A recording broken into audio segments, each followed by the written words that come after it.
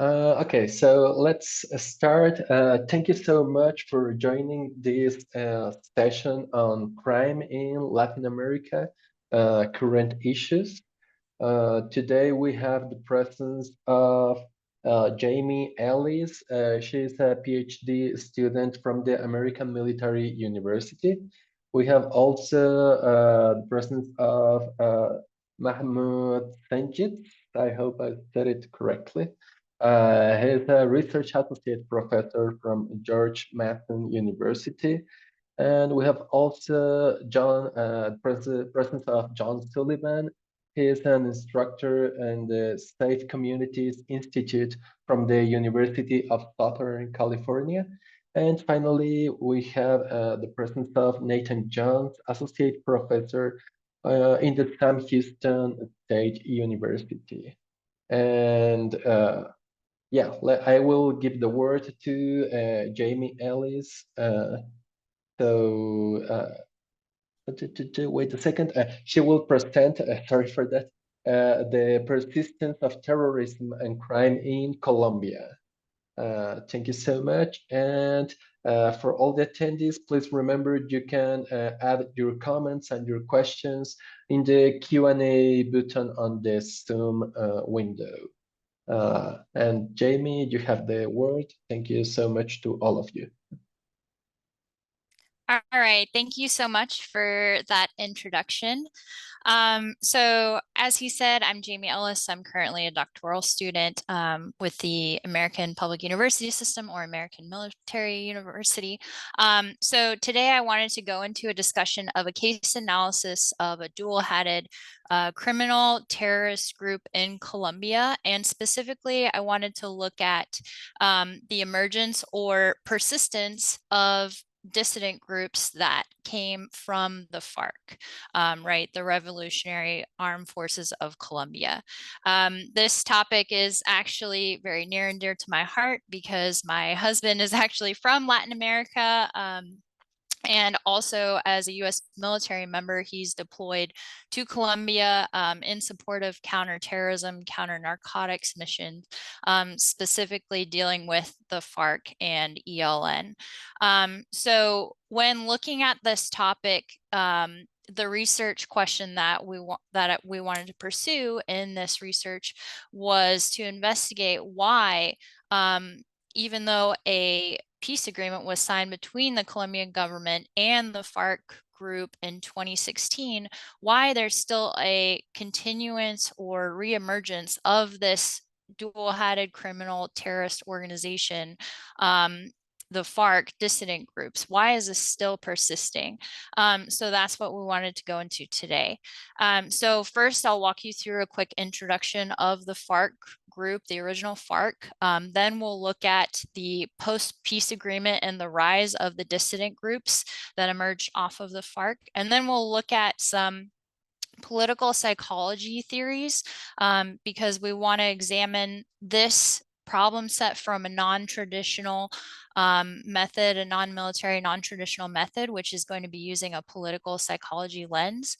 And then we'll look at some quick perspectives of the past and we'll link those to what remains. We'll link the political psychology theories to what remains currently and with those FARC dissident groups. So to understand where Colombia and the dissident groups kind of emerged from, we need to understand where they came from. So we're going to go back a little bit further and just talk about the FARC itself so we all have a baseline understanding. So there are some differences in definitions here. So some people will refer to the original FARC group as the FARC EP, Ejercito del Pueblo. But for the purposes of this presentation, we'll center on the US definitions and call the original FARC group the FARC. So as you see up here, the FARC emerged around 1964 out of a civil war, La Violencia. So that's where the group started. And as you can kind of see the emergence of this group, they form themselves around a strong ideology and objectives, right? So their objectives were to redistribute the wealth, right? A little bit of a Robin Hood-esque type mission there. Redistribute the wealth from the wealthy landowners to the rural farmers, and to kind of level things out, right? Because they observe some societal, economic, and political disparities there. Their other objectives were to overthrow the current government, right? So they emerged out of a Marxist-Leninist movement from Cuba. So they got their roots from that. And they also got their early support from communist governments like Venezuela, the close neighboring country over there. So as you see, as their time ticks on, they gain a following. They change their structure to have a militaristic like structure, so there's cohesion there. And if anyone's either worked with any militaries or has either served in the military, you understand the kind of cohesion, camaraderie, common objectives, common ideals that come from that. So the FARC adopted that structure so that they could get this cohesive group bond going, right? So from 1998 to 2002, you actually see this surge in FARC violence, and they're able to control a lot of Colombian territory. They're also controlling more land and able to upgrade their weaponry with all of their illicit crops that they're dealing with, cultivating the coca plants and working with Venezuela as well. It's after this that you see the change in administration to President Uribe, and he gets the U.S. involved. So now we have U.S. military involved in the counter-narcotic, counter-terrorism mission against the FARC. So then we'll fast forward to 2012, and we start seeing the peace talks between the FARC and the Colombian government, which happens in Cuba. So let's go to how these dissident groups emerge, right? And to look at that, we have to look at the actual peace agreement itself. So in 2016, Colombia and the FARC actually signed the peace agreement. The first peace agreement wasn't widely supported by the Colombian people, but they finally reached a peace agreement. And with this, they negotiated for a collective surrendering. So all the FARC, with their cohesion and everything, they asked for the members to collectively disarm together and demobilize together. They also requested that they be allowed to become a political party, which is the political party you see right now in Colombia called the Communes. So they have certain requests that they put in, and this is what the peace agreement is formed around. Now, you have about 3/4 of the group who demobilize under the 2016 peace agreement, but then you have a group of about 3,000 insurgents who are like, nope, we're not doing it. We don't agree to these terms. And that's where you see the dissident groups forming off of the FARC starting, right? So they want to continue to control territory that they already have. They want to continue dealing in the illicit crops and the cocaine trade. So this is where you see the FARC Ejército del Pueblo, EP, form. And you see all these kind of offshoot groups, right? So they have different fronts or blocks at this point that form out of the members who don't want to sign the peace agreement and continue to go about their mission with the narcotics trade, the terrorist attacks. So you have those dissident groups that formed off of the FARC.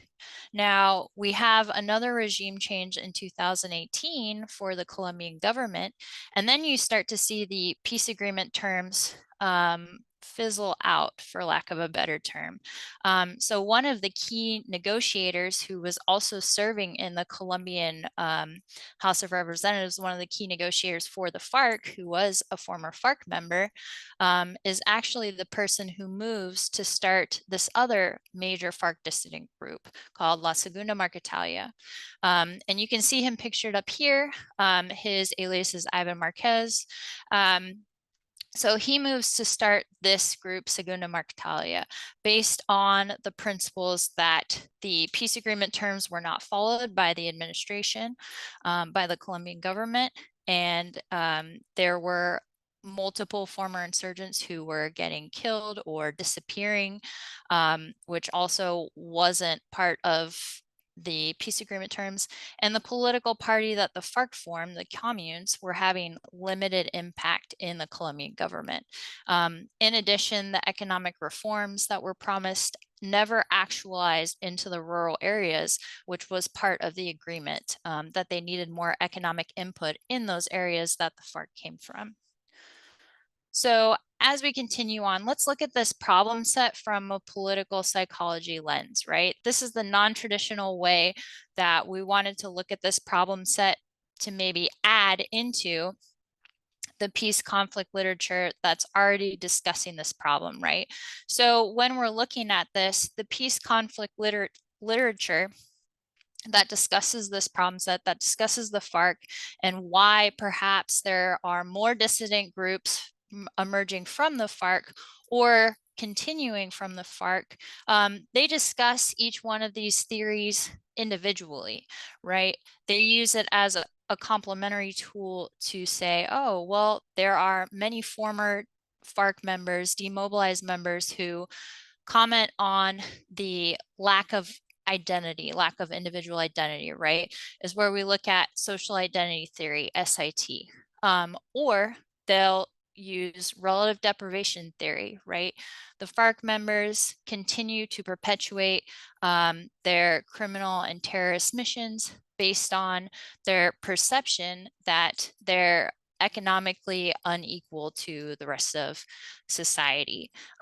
So what we wanted to do here is actually apply all three to this problem set instead of individually, to look at how maybe this could complement current reintegration programs, current government programs, those types of things. So when looking at this, right, we still see that the relative deprivation theory that you saw in the FARC's beginning, their perception that the rural farmers were unequal to the wealthy landowners, you still kind of see this principle emerging and present in the dissident groups, right? They need and call for economic reforms, right? That's why they're still engaging in the coca plant trade, the illicit drug trade. That is their economic input. That is their way to get on equal standing. That connects to the power motivation theory, right? They have, the FARC got a political standing in Colombia with the Communist Party, but they're all pursuing their own agendas at this point. So what is their real impact on actually helping the areas that the FARC originally was in charge of? And then you have social identity theory, right? We talked about this earlier, the strong cohesive bond that the group members are now lacking and missing being a part of Colombian society. And also you see Colombian society rejecting former FARC members, former insurgents, once they find out that they were involved with the FARC. So you see them going back to the dissident groups and looking for that sense of belonging again. So I wanted to show all sides of the conflict and just how all the different players, from the government to society to former FARC members, how all of this can come together before we go into actually applying how all of these things work together, right? So the first two quotes that we have here are from former FARC members. And here you kind of see the hints of social identity theory, right? You see it was us, the us versus them principle that the FARC was founded around. And you see that still in the FARC dissident groups today, more of a sense of belonging between these group members, these dissident group members, than they feel they have in Colombian society. The next one is from the actual Colombian House of Representatives. And Gentil is one of the, Duarte is one of the leaders of the FARC EP. And you can see how they're talking about how much of the path that the original FARC took looks very similar to the way that the current leaders of the dissident groups are taking now. right? And then you just see a member of Colombian society. This is a quote from them, right? So let's look at where we came from and what remains. And where we came from is looking at the FARC's beginning versus what is still there. And this is applying the political psychology lens to analyze this problem set in a different way, right? So what was there before? Intergroup conflict. And you see that that's still remaining, right? The conflict between the FARC and the Colombian government. And now what you have is the conflict between the dissident groups, the Colombian government, now the US military is in there, and also Colombian society, right? They haven't fully accepted the group members because of the fear, the anxiety, the resentment from the conflict, from the terrorist attacks that happened over the years. You still have those feelings of unequal political and social statuses, to include economic as well, right? We talked about how the FARC came up through that. Bringing the land from the wealthy landowners back to the rural farmers. How do they get them back on equal standing? And the narcotics trade is a part of how they were able to do that, and is also how they're able to continue that, because the economic reforms that were promised haven't actualized. So as you can see, the government distrust existed before. And in 2018, when they started to see that the peace agreement terms were not being fulfilled, you have more of that government distrust that rebuilds in the dissident members, and forces them to want to continue on the path. So moving on, what are the future prospects for this conflict? So if anyone's following this case analysis of Colombia in the news, there actually have been some marked improvements on relations between the Colombian government and the FARC EMC, which was another offshoot from the FARC EP. And they've been able to go into a ceasefire and move toward potential peace talks with the FARC EMC dissident group as of October 8th. I believe that's when they're scheduled. And then Segunda Marquetalia has also moved to be open to peace talks. So what has changed? What are these moves going toward? Well, the current regime president is actually a former insurgent member of M19. So that is a big change in the dynamics there. You also see the reintegration programs adding in this aspect of political psychology to these programs, to these reintegration programs. The current president for Colombia, Petrov, is looking at total peace agreements, right? And how is he doing that? He's looking to update the actual rural reform programs and add some more economic incentives for the rural areas, like were discussed in the 2016 peace agreement. So he's going back and revisiting the peace agreement. Neighboring country support, a lot of the support that the EP and Segunda Marquetalia get are from Venezuela. So that is an area that is still providing support for these groups, which is something that's going to need to be dealt with in the future as part of working through these groups. And also, as you see from the current Colombian president, he's reinforcing previous peace agreements and looking to update the current ones, looking for a total peace agreement movement with all these dissident groups. So the hope was to do a case analysis of these dissident groups in Colombia, to offer a non-traditional analysis of these groups, and maybe add to the qualitative studies on this subject. It's obviously not a cookie cutter approach. It's not the solution to all, but hopefully it's one possible way to add to the peace and conflict literature to help reduce the over 60 years Colombia has had of conflict involving these dual-hatted criminal and terrorist groups. Thank you so much. That is my presentation, and we'll hold questions until the end. And that's it. Great. Thank you so much. And now, without further delay, I will give the word to Dr. Mahmoud. Oh, sorry, I just lost my screen. Dr. Mahmoud Sengiz, Research Associate Professor from the George Mason University. Mm-hmm. Thank you, Mauricio. I am Associate Professor Mahmoud Cengiz. So I'm working now at Terrorism, Transaction, Crime and Corruption Center at Charles School of Policy and Government at George Mason University. So after Jamie's excellent presentation on Colombia, I want to get your attention to a different region because we have seen some emerging cocaine routes between Latin America and the Middle East. So in my paper, I tried to analyze and did some research on some cocaine seizures that happened maybe in the source countries or maybe on the destination countries, so or in some distribution countries. But then I tried to focus on how this cocaine trafficking routes are fueling direct trade expansion in the region.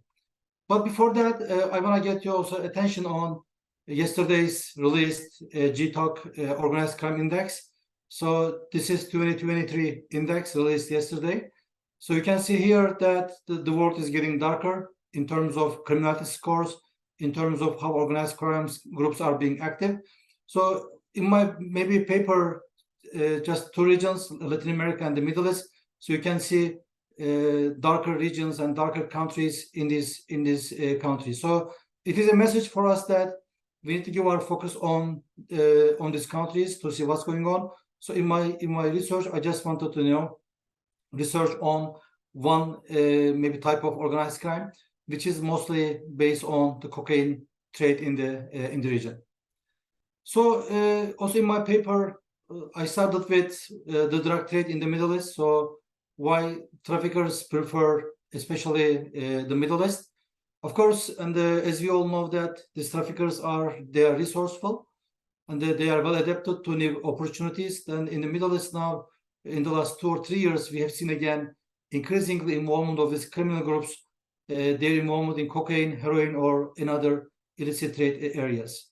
I think also the geographic impact is really important and crucial in the Middle East because one of the biggest source countries for heroin and opium is Afghanistan, the Golden Crescent countries. So there are some, maybe historically, some trafficking routes from Afghanistan, like the Balkans route, then Iran, Turkey, the Balkans countries, and also the destination countries are the Western European countries. Of course, there were some other trafficking routes impacting the region. For example, from Eastern European countries to the Middle East, to the Gulf states, the Captagon and ecstasy trade, which recently we know well that this Captagon trade now is being produced in Syria. And also maybe some chemicals from Western Europe to Afghanistan, but they were all impacting and also creating some opportunities for criminal groups in the Middle East and also in other countries on this trafficking routes. I think also we need to talk about existing narco-terrorist groups. I know well John's expertise and also Nathan's expertise on these topics. And as you all know, there has been confusion on what narco-terrorism is. But according to one definition, also there is one category for narco-terrorism for terrorist organizations that are funded through drug trade. So there are two examples always in the literature cited. One of them is Hezbollah, and then the second one is PKK. And we all know well that these both organizations are highly involved in the cocaine trade or heroin trade in the region, and also providing some networks for criminal organizations, again, in the countries they have been operating. I think also another factor we need to talk about endemic corruption. So it is maybe, according to Corruption Perception Index, the regions in the Middle East are the most corrupt countries. And of course, corruption always facilitates crime and terrorism, and then just provides a favorable environment for these criminals. So in the most corrupt countries of the world, which is the Middle East. I think also the police capacity, the lack of cooperation is another issue in the region. Also, I spent more than 15 years. I was in the field doing some investigations and also doing some research. So I was observing very closely the lack of cooperation and collaboration between the police forces in the region vis-a-vis the criminal networks who always collaborate and talk to each other, and who are always a few steps ahead of these police organizations.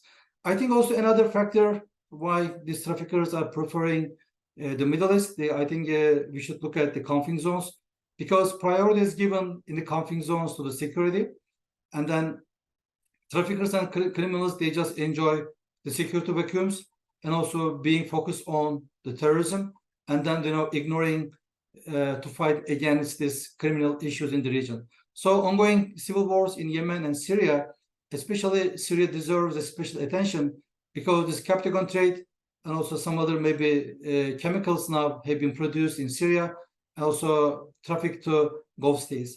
I think it was the reason why last May the Arab League summit invited Bashar al-Assad, because of increasing Captagon trade and the transfer from Syria to the Gulf states. Then now the Arab League countries are seeking for some cooperation with Syria. But one of the reasons, again, how Syria now has been a source country for Captagon, it is more related to the consequences of the conflict zones. I think also another one we need to talk about here, the regime changes, because also in my paper, I'm mostly focusing on the Turkey case, because Turkey was having a fragile democracy. But in the last 10 years, we have seen the country's transformation into an authoritarian state. Again, creating some opportunities for traffickers and also for the criminals. So as a result of maybe these factors today, Captagon, heroin, ecstasy, methamphetamine, of course, we should talk about methamphetamine and maybe how Iran is a source country. And also the cocaine also increasingly is finding some market maybe for itself in the region. So I have just mentioned about destination countries, but there are some source countries. Of course, there are some distribution countries like Turkey. So in my research, I'm focusing on some police seizures, huge amount of cocaine seizures connected to Turkey and Syria and also Latin American countries. So actually, Turkey was not familiar with with cocaine trade in the early 2000s. There were just several, maybe tens of cocaine seizures, especially from African couriers and who had stashed these drugs in their bodies. But especially starting from 2014, we have seen increasing amounts of maybe cocaine seizures. But I can tell you that they are really modest amounts, because in some police seizures, we saw several tons of cocaine seizures in the Latin American countries, which was targeting again to the market in Turkey. So then another question in my paper: so why Turkey? Why these traffickers are mostly using Turkey as maybe one distribution country? I think also the first reason could be the Taliban's impact, because so many news about the Taliban's performance to fight against drug, and recently we are discussing about the effectiveness of Taliban's ban on cultivation, opium cultivation. But in the countries on the Balkans route, we have seen some increases in the seizures of heroin. So there is a big supply for heroin, and of course there are some debates on the changing and the falling prices of heroin. Then that's why opportunistically merging these heroin traffickers to cocaine trafficking in the Middle East.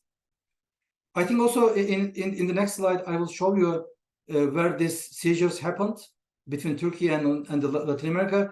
But one conclusion from the seizures would be developing criminal networks between, again, two regions. Of course, as we all know well, that these traffickers, they're resourceful. They always seek for some less risk routes.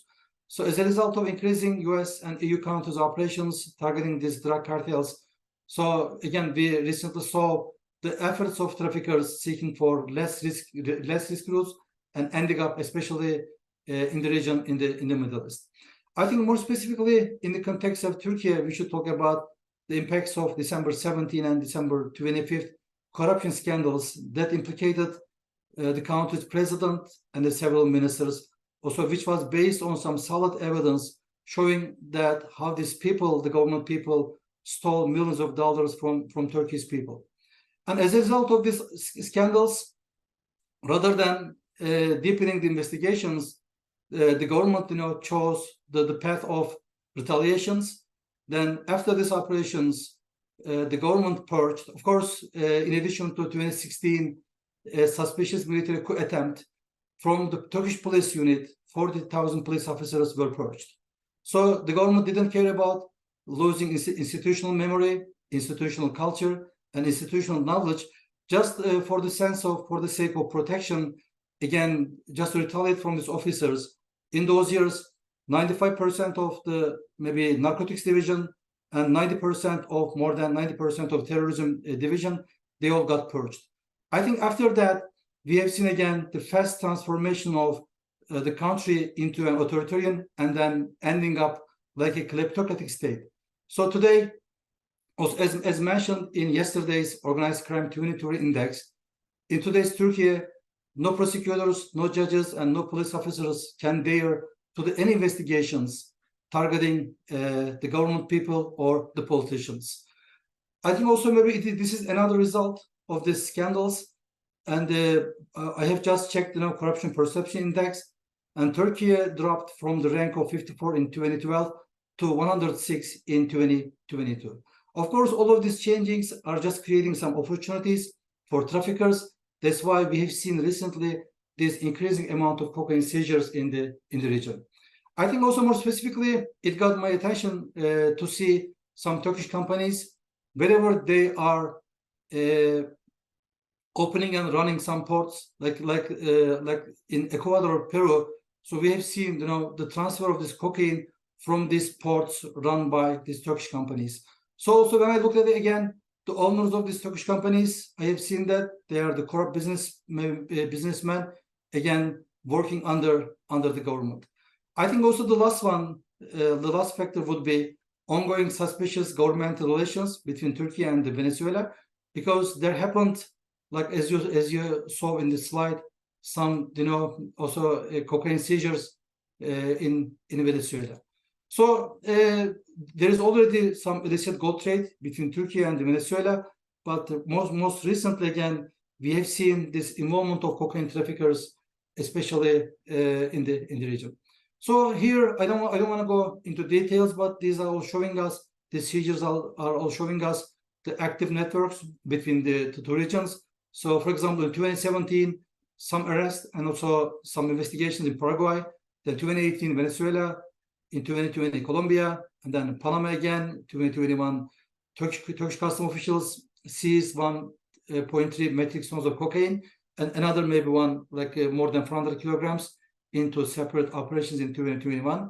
So in 2021, Spanish police arrested also did some investigation, and Brazil in 2021 also again by Spanish police there was another 3 metric tons of cocaine also linked to traffickers in Turkey. So again, what I can conclude so far based on the seizures between the two regions. So this maybe criminal networks in Turkey now are networked to Hezbollah. So there are some cases showing us the involvement of Sinaloa cartel, then Cito Miñanco in Spain, also some cartel groups in Colombia, Panama, and Brazil. Interestingly, there are no investigations. That's why I mentioned as one factor, the state capacity, the government capacity. Even in the source or destination countries, we haven't seen some investigations detailing and showing us the actors and also showing us who are behind these huge amounts of cocaine. Of course, if the police do not dare to deepen its investigation, always there is suspicion about the involvement of politicians, which is the case in Turkey and also in Latin America as well. So here, government responses to drug trade in Turkey. So I have just used Nathan's Mexican cartel books because Nathan is using this tolerant, collusive, and also confrontational types when it comes to the government responses. So in Turkey, over the years, my research concludes that there are inconsistencies when it comes to the government responses to the drug trade. For example, it was tolerant between 1980 and 2000 because Turkey was having a fragile democracy and the corruption was an issue. But in those years, the government was selectively targeting the trafficking organizations. But starting from 2000 until 2010, so there was an EU entry process for the government Then again, we saw Turkey recorded the most serious approaches. Just Turkey was using the EU maybe standards, also the Western law enforcement standards. So starting from 2013, I just mentioned them and also made a reference to these corruption scandals. So we have seen this fast transition to authoritarianism. So this is more, I think, here applicable, the collusive model to identify the government's response to drug trade. Then finally, I was able to draw these maps with Inside Crime guys last year. So here you can see some seizures, also some trafficking routes, but from various Latin American countries, also using various sea and land routes, you can see how this cocaine is ending up in Turkey. And then after Turkey, for further distribution, some amount is gravitating toward to the Middle East, but most amount is transferred to the EU countries. Of course, there is some amount transferred to Russia and the Caucasus region. After that, after doing this research a few months ago, also one media news got my attention about fentanyl trafficking from Turkey again in Guatemala. So there was a brief reporting. Actually, again, I didn't find any detailed information about these investigations, just to see who are behind this fentanyl trafficking. But I have seen how this cocaine networks is merging with here fentanyl trafficking. Maybe my research has concluded that from China to Turkey, there were the transfer of this 480 barrels of fentanyl precursors. Then they were transferred from Mersin to Isabel, Guatemala. Then in my further research, I checked maybe for the active cartel groups and also organizations. I already mentioned about Sinaloa cartel's involvement in some cocaine trade in Turkey. But for Guatemala, Isabel ports, so according to some news, they are maybe controlled by Jalisco Generation and also Sinaloa cartel. I think it wouldn't be wrong to conclude that these cocaine networks in Turkey, also with Sinaloa cartel, now are merging to fentanyl trafficking. So what about some future prospects or future implications and the policy recommendations? I think in the future, near future, we will see again some huge amounts of cocaine seizures in the region, and also it's merging with other types of drugs, like the case with fentanyl and the cocaine trafficking.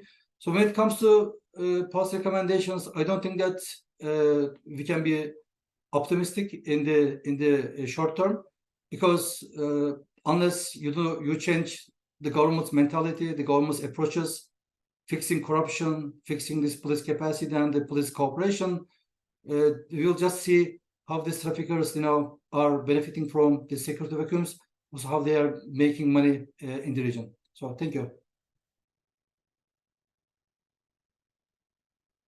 Wow, thank you so much.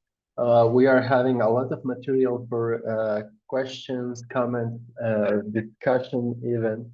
So just I want to remember to the audience that you can add your questions and comments in the Q&A section.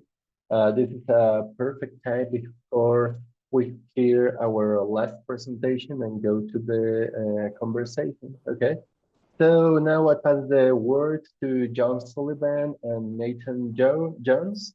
They're going to talk about hybrid threats, cartel and gang links to illicit global networks. Thank you for joining. Great. Thank you, Nate. Could you post up our yeah, Mahmoud, could you turn off the screen share?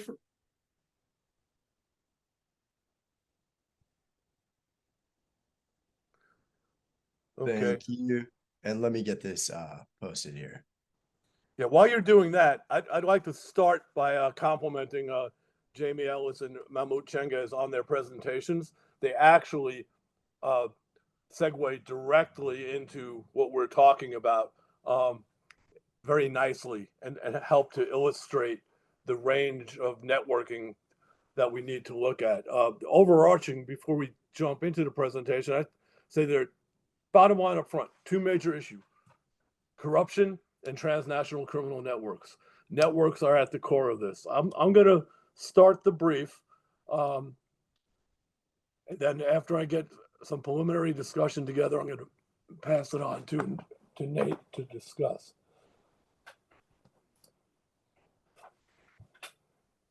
I spent 40 years in law enforcement, 30 of those with the Los Angeles County Sheriff's Department. The bulk of that doing counterterrorism intelligence. So my specialty was in counterterrorism and intelligence fusion. And about 2008, I got very interested in transnational organized crime, specifically in Mexico. This presentation is going to reflect some of that. Both Nate and I have published quite widely. I should note that Nate is a senior fellow at the Small Wars journal El Centro, as I am, and excuse me. And Dr. Cengiz is also a fellow with Small Wars journal. So inadvertently, we have 2/3 of the presentations documented by folks working at Small Wars journal El Centro, which is one of the places that really is looking at hybrid threats. Next slide. We're going to focus on hybrid threats and look at how they come in a variety of forms. Now, traditionally, when we talk about hybrid threat, we talk about states, actions taken by states to influence and weaken their adversaries using all means short of large-scale combat operations or, armed conflict and war. I would point out that even in large-scale conflict operations, hybrid threats do persist and continue, and we can see that playing itself out now in the Ukraine theater of operations. Now, hybrid actions largely include sowing division and discontent, propaganda and disinformation.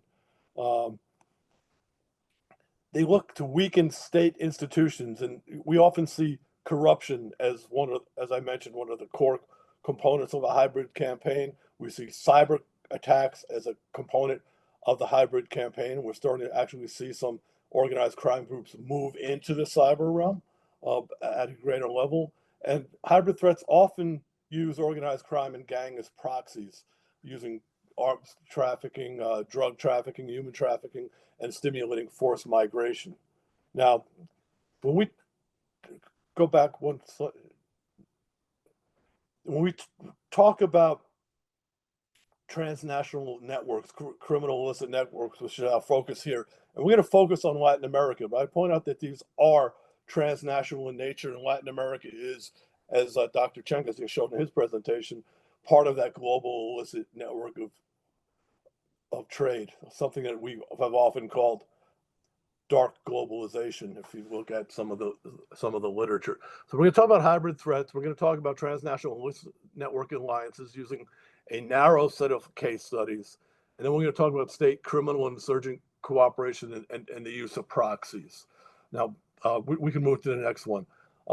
Often when people talk about these entities, transnational criminal organizations, the prior language had largely been looking at Mexican cartels and gangs related to that as drug trafficking organizations.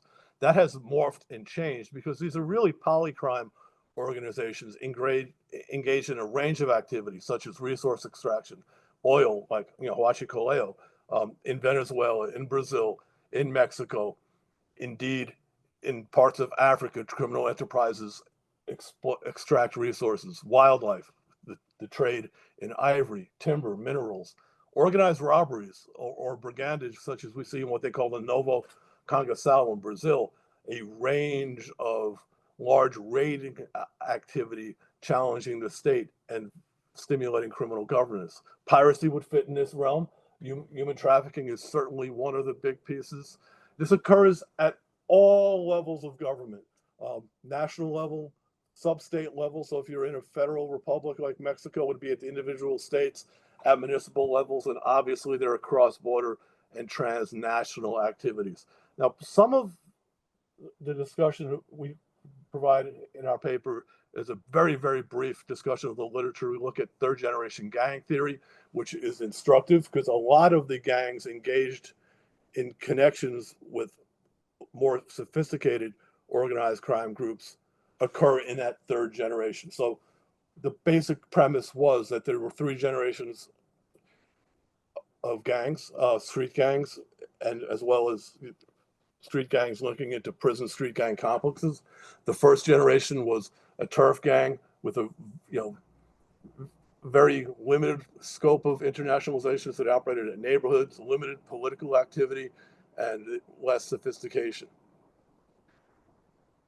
The second generation gang became a little more sophisticated. They became drug gangs looking at market protection. They operated at national levels with some political component and activity, particularly in places like Chicago, where gangs had penetrated police organizations. We're seeing that happening just today in the United Kingdom. An article in the Guardian talking about criminal groups joining the police service and getting into the correctional service to render their operation. The second generation gangs were at the moderate level or the middle level of sophistication.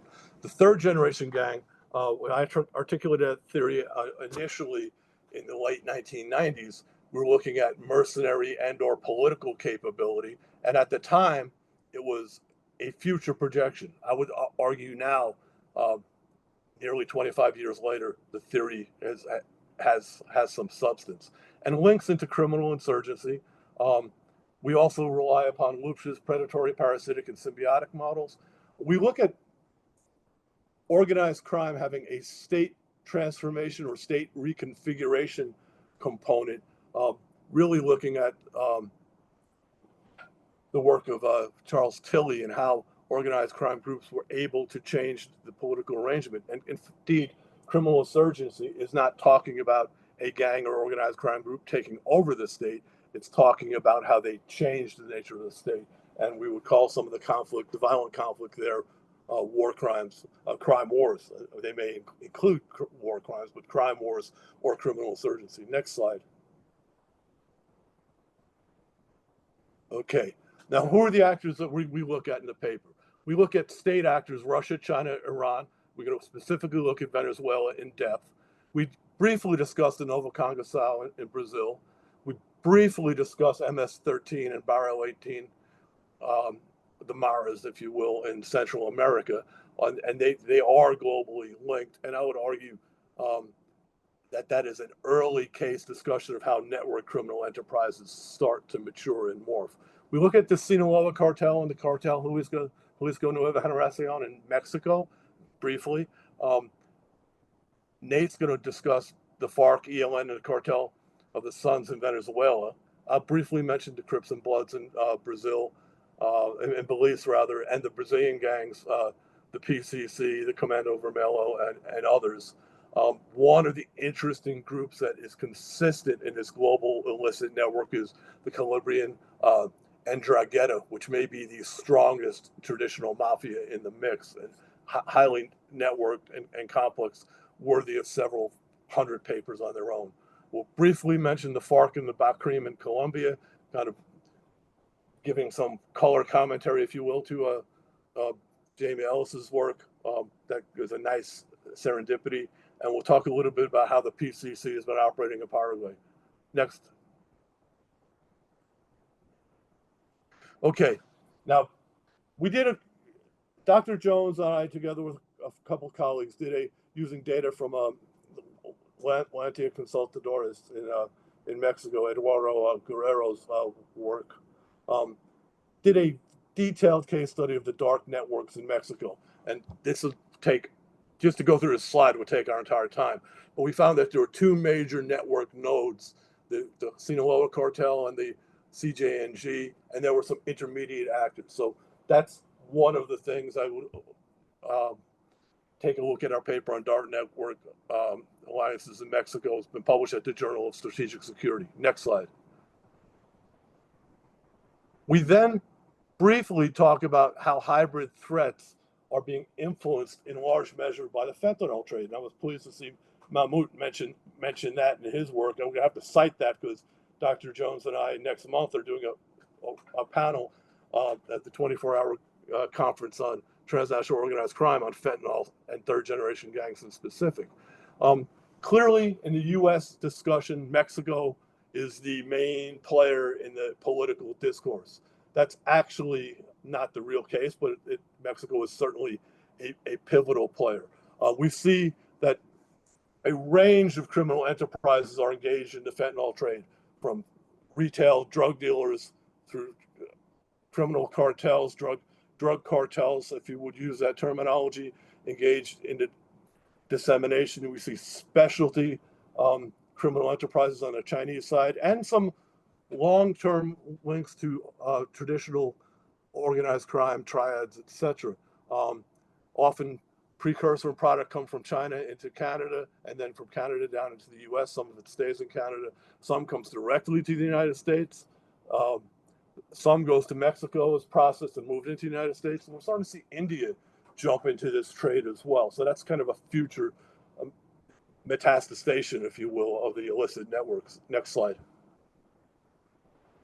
We looked at a very recent paper on predictive algorithms together with Oscar Contreras, Dr. Jones and myself, and a couple other colleagues. I think to boil down an incredibly complicated, algorithm-rich discussion, we looked at 4 predictive algorithms and looked at how they created alliances. We projected future alliances, and there's not enough time today to do that, but I would commend you to look at that paper. It gives some very good explanation of that. Next slide. I'm going to blow through the next ones real quick. Central America. We often talk about MS-13, Barrio 18, or 18th Street, both of which originated in Los Angeles, and how they're active in the northern triangle of Central America. Obviously, El Salvador, Honduras, Guatemala. They have presence elsewhere in Mexico, for example. But they're not the only players that go transnational. In Belize, Crips and Bloods, also from Los Angeles, and the map there just gives an example of the distribution of Crip and Blood gangs in Central America. So more networking. Next slide, please. Okay, Brazil. This image shows the area surrounding Rio de Janeiro. The blue are, trying to recall, the blue are militia groups, which are started out as vigilantes and transitioned to their organized crime groups in their own regard. The red is the Comando Vermelho, which is the primary gang in Brazil. The PCC is largely present in Sao Paulo and in other places, has transnational links. The gangs mentioned here are the ones that we often talk about being territorial gangs, challenging the state and having the ability, the PCC, for example, to conduct operations originating in prison, to conduct quasi-terrorist acts on the street, bombings, and they're using drones, for example, and cross-border activity into Paraguay, starting to move into Uruguay as well. Next slide. Okay, I'm going to turn it. That's the setting of the stage. I think I took like half the paper and zoomed through it.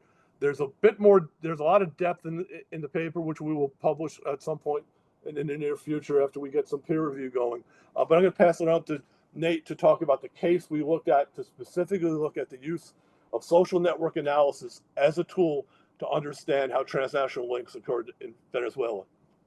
To you, Nate. Thanks, John. Hopefully can everybody hear me okay?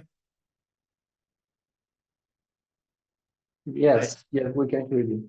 Okay, you can hear me. Okay. All right. Well, thank you, John.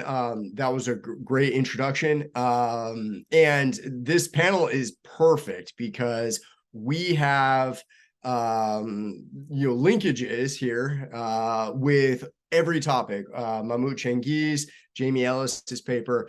We're looking at Venezuela, and we're looking at transnational linkages and hybrid threats.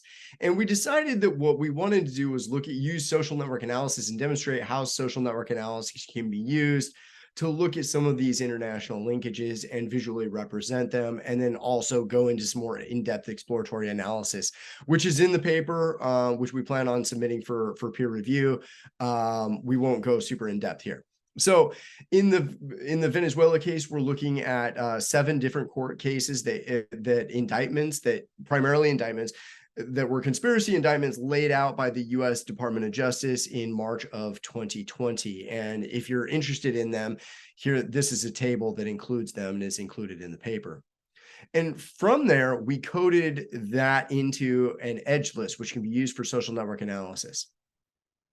And a lot of these indictments centered around the Cartel de los Soles, or the Cartel of the Suns. And the Venezuelan cartel, which is really a network of corrupted government officials, primarily in the military, gets his name because on the general's lapel in Venezuela, they've got suns as part of their ranking demarcation as a general in the Venezuelan military and or National Guard. So that's where this term Cartel of the Suns, Cartel de los Soles, comes from.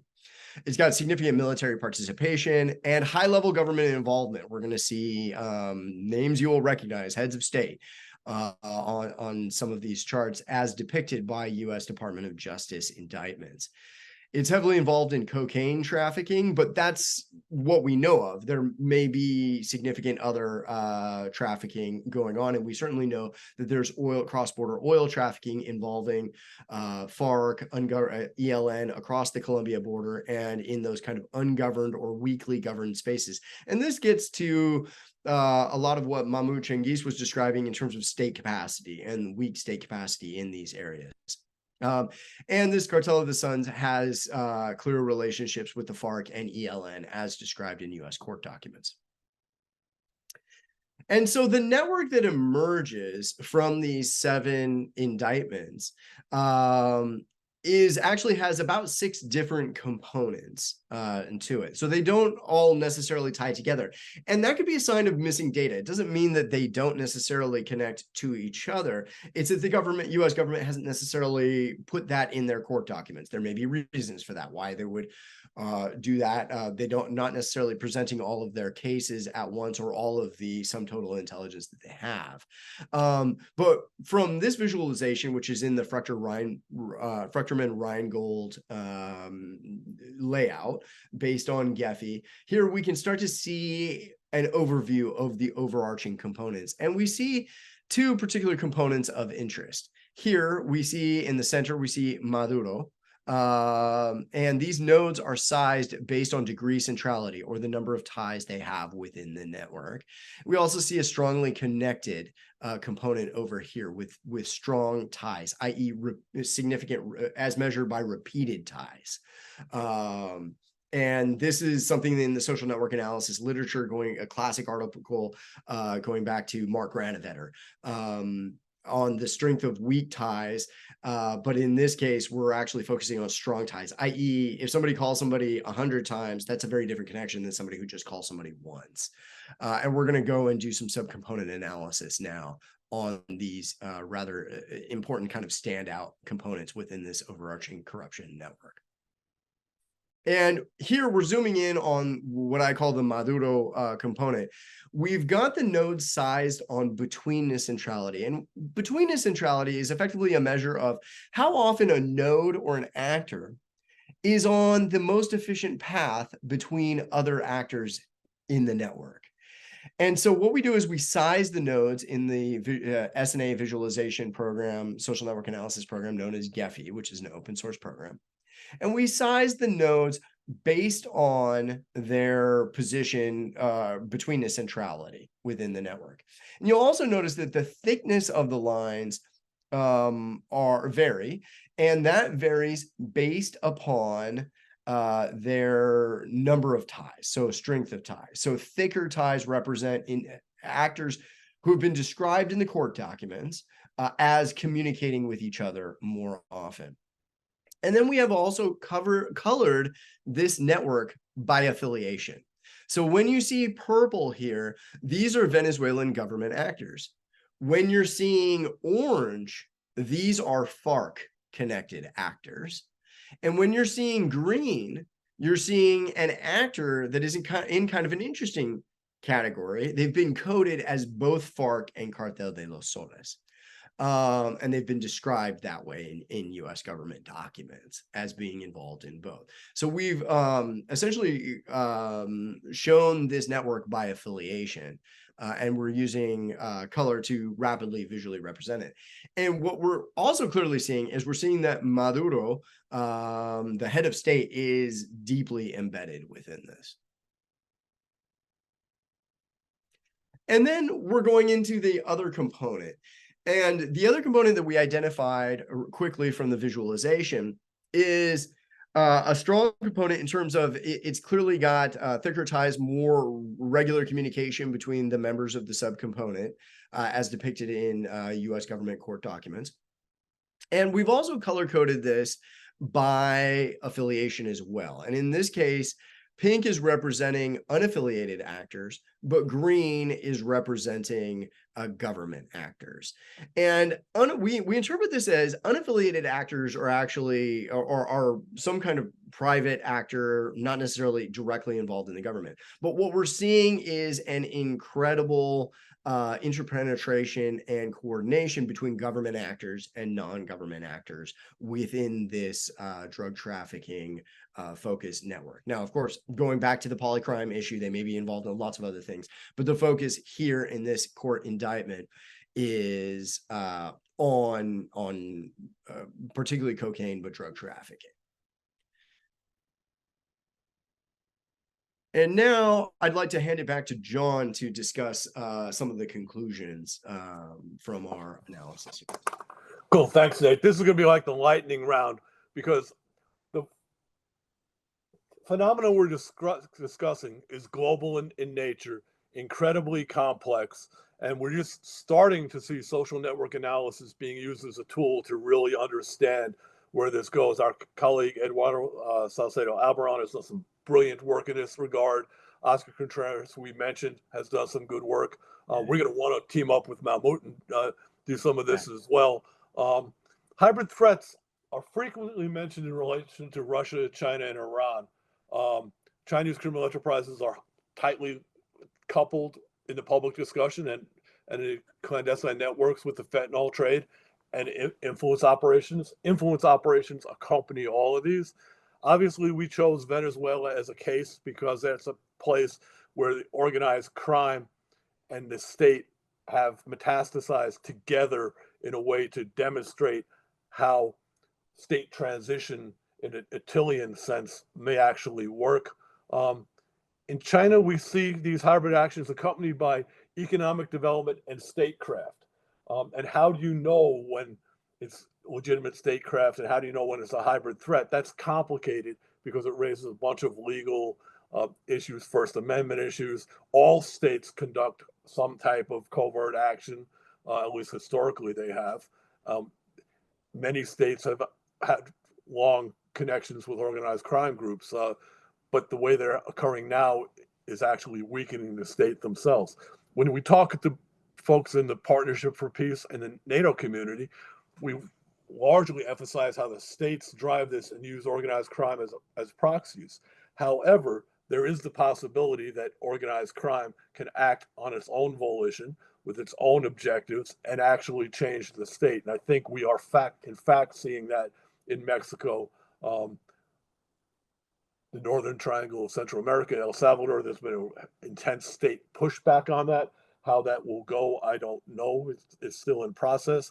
Obviously, the Colombian case, the partial peace talks are unraveling and the Bakrim are growing.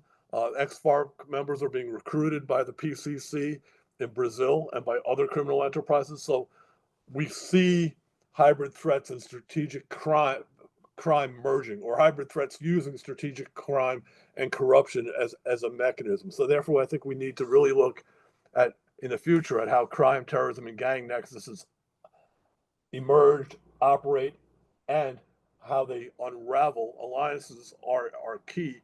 I think implicit when we show the social network analysis is the fact that when we talk about the Cartel de Sinaloa or the Cartel Jalisco Nueva Generación or any other cartel, that's a catch-all of a broad illicit network. Many of these groups have subgroups,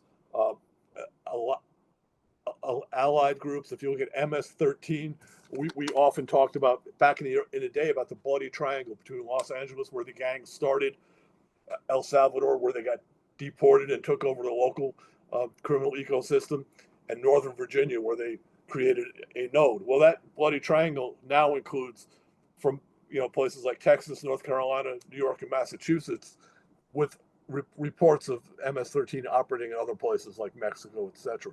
So these groups do morph and change over time.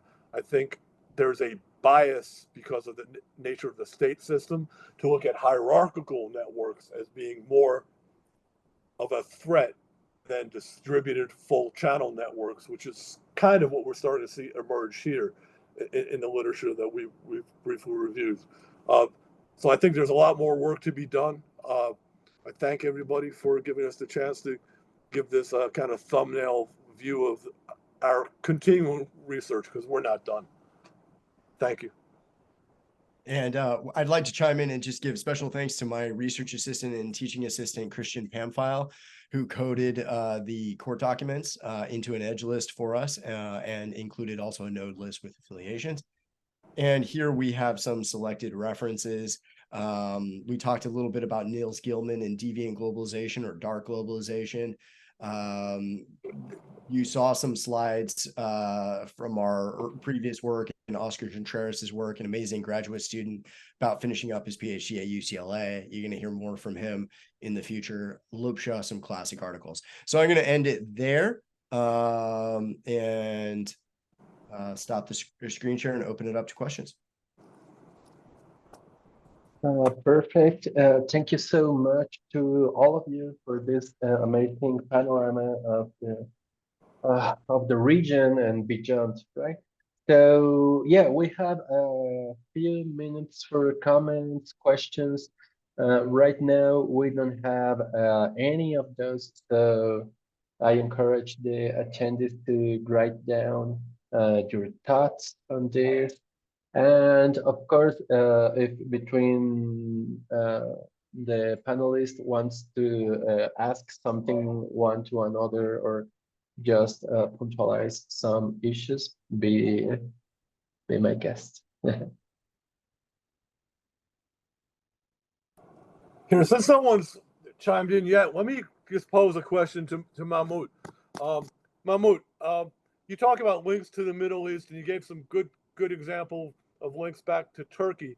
But we know historically that Hezbollah has had a presence in Latin America, particularly in the tri-border region of Brazil, Paraguay, and Argentina.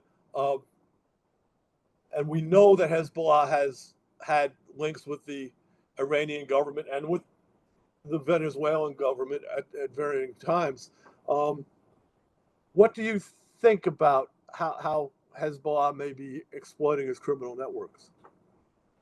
I think thanks, John, for the great question. Actually, it's not a question for us, to place somewhere else Hezbollah, whether it's a criminal enterprise or a terrorist organization.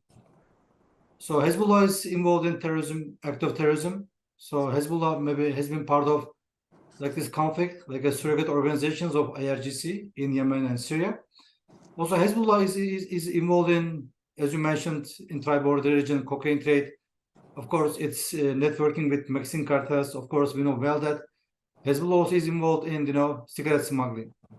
Actually, the Western world, for example, U.S. State Department designated Hezbollah as a terrorist organization, but Europeans are taking a different stance when it comes to Hezbollah. I think Hezbollah is enjoying just seeing these differences, different approaches from the Western world, because there is no harmony. We are not on the same page when it comes to Hezbollah. But more specifically, how I can explain, how answer your question is, Hezbollah is a criminal organization because the group is involved in cocaine trade and also cigarette trafficking as well. Also, I know some cases in the Middle East showing us how Hezbollah is exchanging cocaine and heroin in Turkey. So maybe en route to Iran. So also, as you mentioned, what makes us the situation much complex is the involvement of IRGC, so Iranian government. So IRGC and the government is sponsoring and then maybe funding this Hezbollah as well. So Hezbollah is sitting somewhere else, very complex. Maybe one Hezbollah is highly involved in criminal activities. and another maybe phase is involved in terrorism. Of course, another one is acting like a surrogate organization in the hands of the Iranian regime. Yeah, so it's a much complex situation. Yeah, Mahmoud, thanks. I think you summed that up really nice. I think, in a way, Hezbollah is like kind of the prototype for hybrid criminal terrorist enterprises, and really an example of kind of state transition, because in places like Lebanon, parts of Lebanon are de facto under criminal governance or under Hezbollah governance, whether you accept them being criminal or not. They are changing the nature of sovereignty, and they have a presence certainly in Latin America. They have a presence in the United States as well. They don't tend to conduct terrorist attacks here. They do more financial support attacks. But, I think the one thing that becomes interesting, because when we think of these groups, we think of the violence they use in either a symbolic or utilitarian sense, right? You have use violence as a political tool. You use it to create, messaging. You can do it instrumentally to further your group. But we often focus on the violence because that captures the attention of the news, but we ignore things like the corrosive effect of corruption, how money laundering plays into the solution. A lot of the response talking about transnational enterprises talks about using the military as a tool. Well, and there are places where that's appropriate, but the military is not really the specialist in combating money laundering, for example, and financial crime. So I guess where these get really complicated is we have multiple criminal enterprises, and actions coalescing in networks. If you looked at the slides that we did, just one slide from our study on the dark networks in Mexico, and there's a series of probably like 12 of those. We only gave one. You see that you have the CJNG, the Sinaloa. They're both well-known, potent, powerful cartels. Although the CJNG they have a common heritage. They split away and became a competitor. But in between, there were criminal enterprises that were serving both. There were middlemen, which like Doug Farrar talked about middlemen organizations like 10, 15 years ago. And we don't see that in a lot of the public policy discourse. And perhaps because it appears to be a wicked problem, it's very complex. So I really like your paper. I'll take this moment to ask, I hope you publish some more on this, because this is good stuff. So thank you for the response. Anybody else?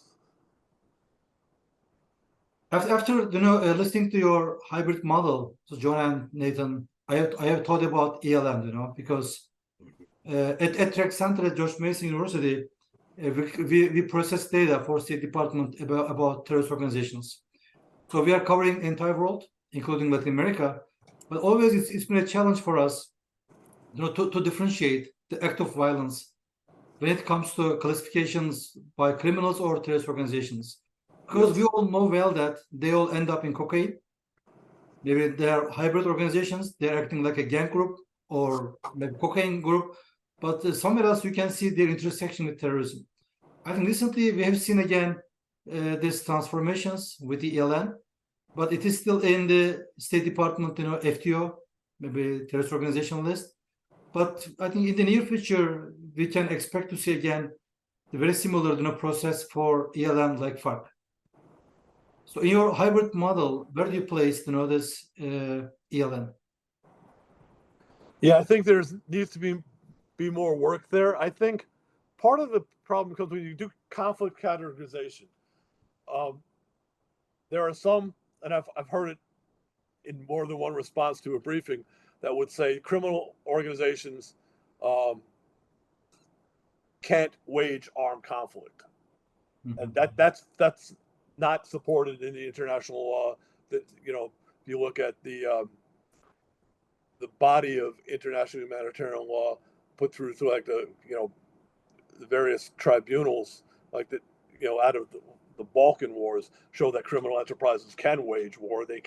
Conflicts can rise to the level of non-international armed conflict if the criminal group has a cohesive chain of command, and if they have the capacity to implement international humanitarian law and if they have reached a level of violence that is sustained and continuing. And I think, criminal governance in places like parts of Brazil, parts of certainly parts of Paraguay, certainly parts of Mexico, although most states won't acknowledge that, or they do periodically.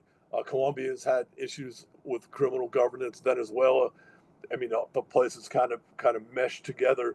The state is a criminal actor. Those illicit networks are there. So how do you deal with that? Well, the law isn't designed to deal with transnational threats that supplant or confront states. It's largely, even if the law, because the law will acknowledge that criminal enterprises can conduct, non-international armed conflict. They, by definition, they don't do international armed conflict.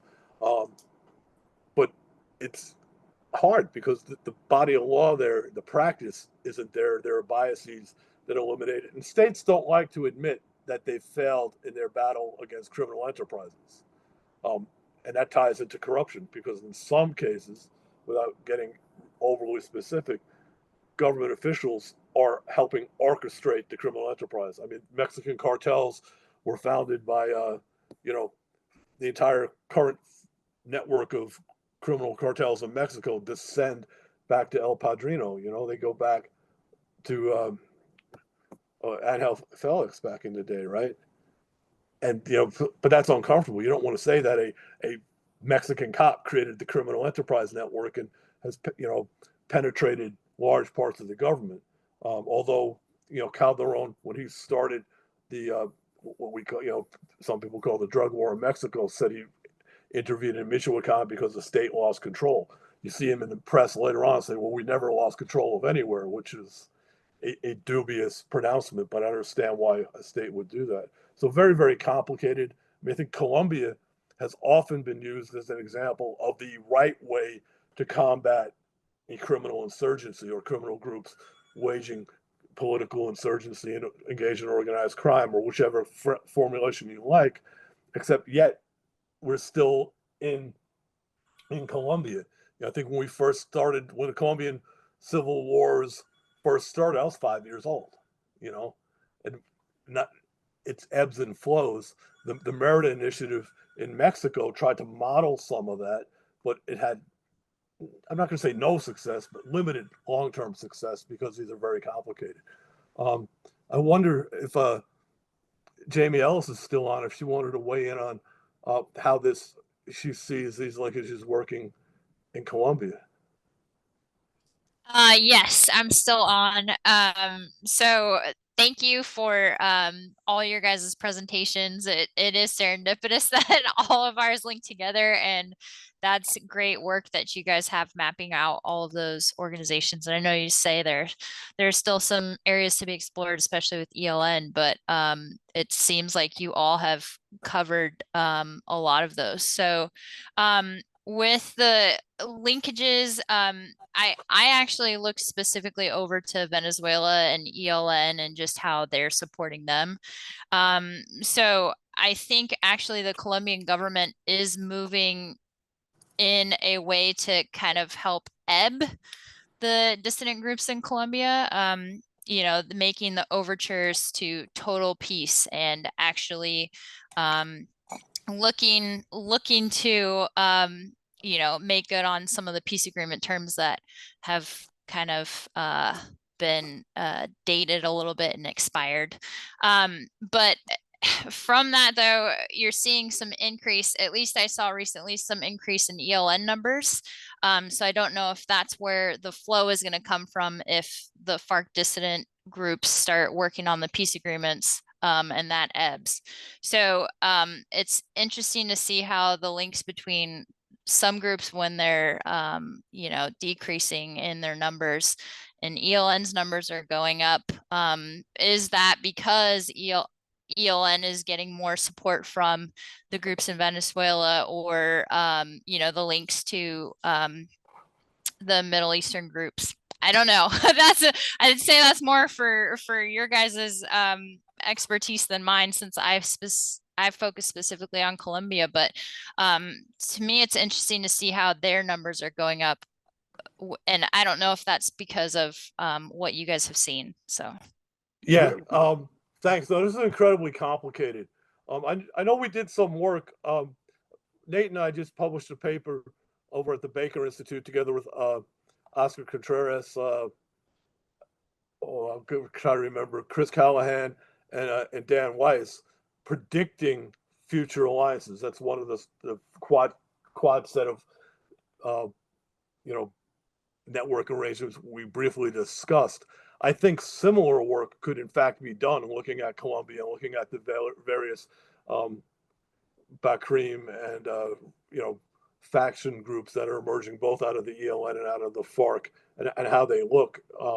I think the algorithms that we don't, there's not one algorithm that could do it. That's why we looked at 4 different algorithms to see what they can do, and developing the algorithms beyond the math, because you can develop an algorithm, get the math to agree on paper, but in reality, it doesn't reflect reality. So if you're going to put cops and military operators on the ground to intervene these guys, you want a little bit more than your math worked. So I think there's a whole lot more research needed to be done, but it's clear that Venezuela is in the mix. It's clear that China is in that mix there. It's clear that Hezbollah is playing. Russian intelligence is always been in Latin America, but they're raising their head right now. And we have difficulty dealing with this complexity, because we like to look at the military as the response to these problems, but they're primarily social problems and criminal problems and issues for law enforcement. And no one's really got the police reform in some of these nations, the police reform agenda, together to be cohesive and make it actually work. And I think we talk here about Latin America, but if you look at how the Ndrangheta, probably the most powerful mafia, network of mafias, there's not a single entity. None of these groups really are. They're always comprised of multiple cliques and sub gangs. But how you deal with the fact that they're using Africa as a place to transport the drugs from the Western Hemisphere into Africa and up into Europe, and Africa's fallen apart in many of the states. And so the hybrid war components of this play into that as well. So we got a lot of work to do to really figure out how this works over time. I think also there's a question: how do you see the region in 20 years?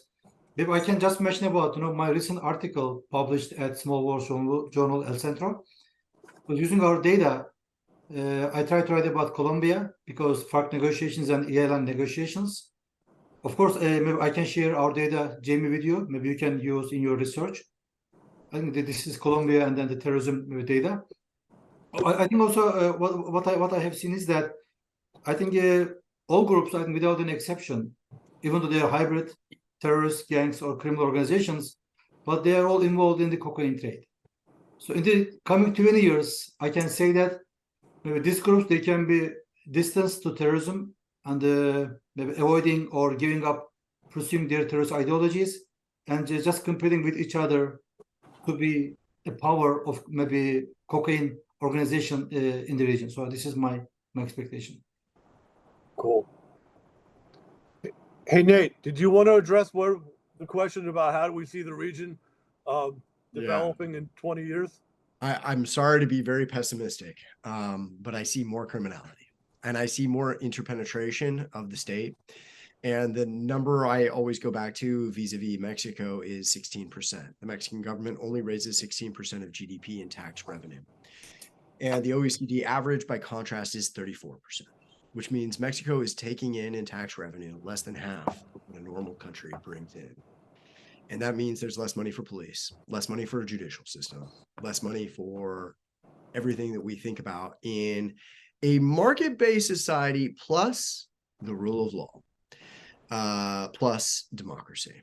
That's what when we're talking about the big idea of liberal democracy. And that's what is concerning to me. And I see that trend continuing on. There are certain governments that seem to have been better. Maybe it's elites that were able to form better consensus under the Uribe administration. You did see the democratic security policy. It programs like Soldados en Mi Pueblo that appeared to be very effective in terms of establishing security. There was a dark side to those programs as well, the false positives.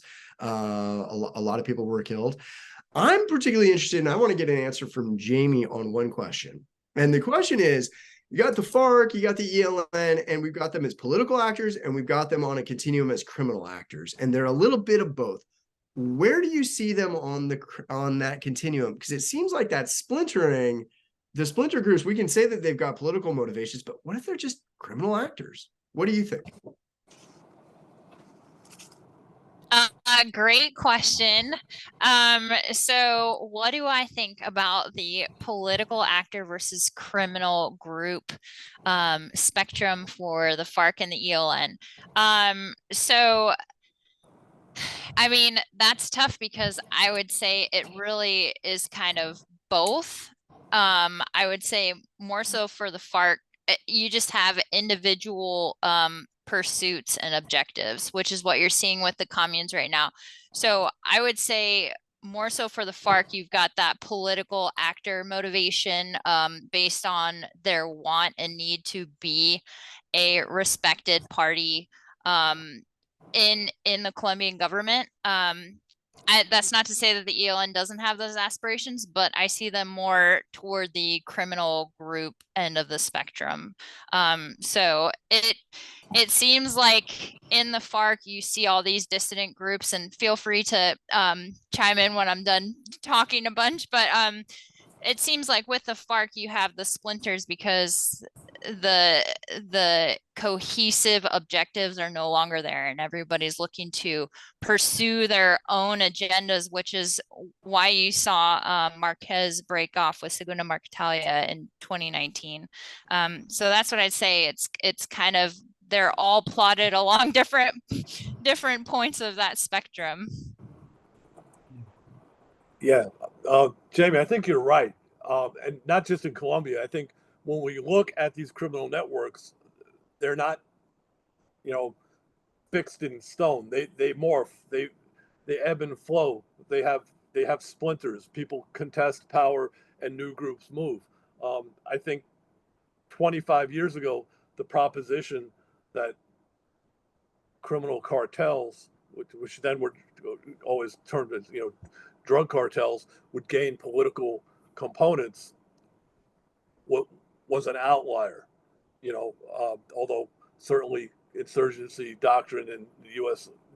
military would include that. Certainly, we saw that the FARC and its variant, splinters morph and go that way. I think there's a couple ways to look at politics. When we talk about criminal insurgency, for example, we're not talking about a criminal enterprise necessarily choosing to be an overt political group, but to be able to sustain their criminal enterprise in areas where they want to contest the state. Because after all, there's only three things a cartel or criminal enterprise can do against the state.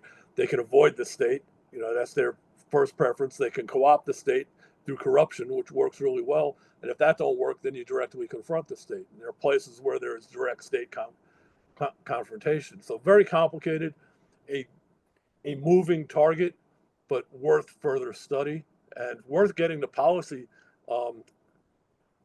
parameters configured properly so we can address the problem effectively, which for some reason has eluded us in the case of Colombia since 1964, and in Mexico at least since 2006 or so. But very, very complicated. I think we're running out of time, but I thank everybody. I pass it back to Mauricio to close.